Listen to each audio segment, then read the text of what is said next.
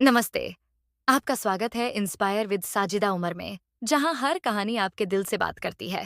आइए शुरू करते हैं आज की कहानी। इस्तांबुल के दिल में एक युवा कांच कलाकार रहता था, रयान। वो बेहद सुंदर और नाजुक कला बनाता था। ऐसी कांच की कटोरियां जो धूप जैसी चमकती थीं और फूलदान जो जैसे बरसात की बूंदों को जमा देते हों। उसके हाथ सधे हुए थे, डिजाइन बेमिसाल। लेकिन एक डर था जो उसे रोकता था, आग का डर। रयान ने यह कला अपने दादा से सीखी थी, जो उसके किशोरावस्था में ही गुजर गए थे। रयान ने विरासत को आगे बढ़ाया, पर कभी भट्टी के पास नहीं गया। वो हमेशा मशीनें और तैयार सामग्री से काम करता था, कभी भी आग के पास नहीं गया। एक दिन शहर के सुल्तान ने उसे एक बहुत बड़ा ऑर्डर दिया, ग्रैंड मस्जिद के लिए हाथ से बनाया गया रंगीन शीशे का झरोखा। पर एक शर्त थी, हर टुकड़ा आग में हाथ से बनाया जाए। रयान घबरा गया। मैं नहीं कर सकता, उसने बुदबुदाया। समय बीतता गया।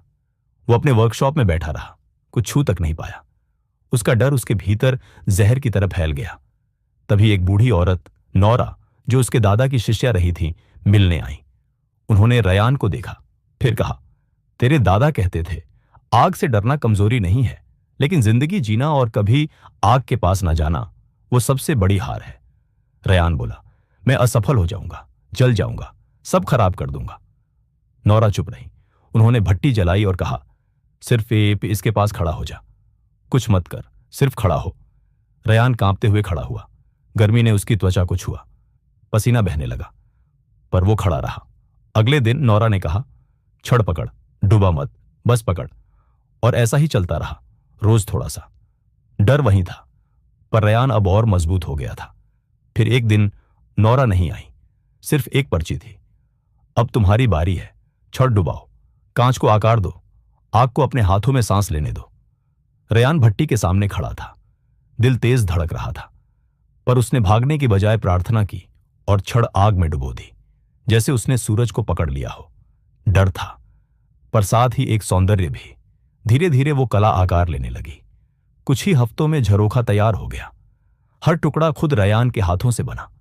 सुल्तान ने पूछा, तुमने आग को इतने साल बाद कैसे जीत लिया?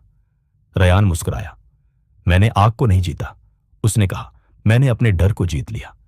कांच को कला बनने के लिए आग चाहिए, और इंसान को मजबूत बनने के लिए चुनौतियां। जैसे कांच को कला बनने के लिए आग से गुजरना पड़ता है, वैसे ही इंसान को मजबूती पाने के लिए कठिनाइयों से गुजरना होता है।